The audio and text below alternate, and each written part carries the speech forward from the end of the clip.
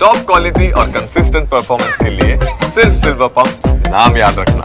સમાચાર મુંબઈમાંથી ભારે વરસાદની આગાહી છે, તેને લઈને તંત્ર એલર્ટ પર છે। 28 જૂન સુધી સતત 5 દિવસ એલર્ટ છે।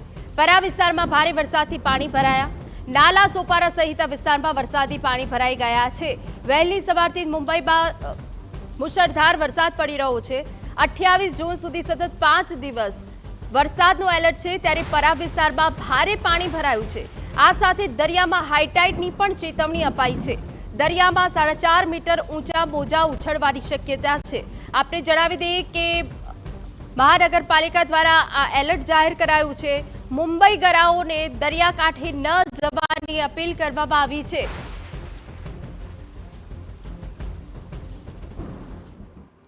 તો હાલ તો વહેલી સવારથી જ ભારે વરસાદ જોવા મળી રહ્યો છે। મુંબઈમાં અનેક એવા વિસ્તારો છે કે જે પાણીમાં ગરકાવ થઈ ગયા છે।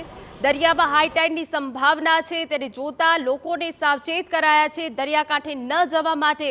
પરંતુ હાલ અનેક એવા વિસ્તારો છે જેમાં પરા વિસ્તાર છે કે જે પાણીમાં ગરકાવ થઈ ગયો છે।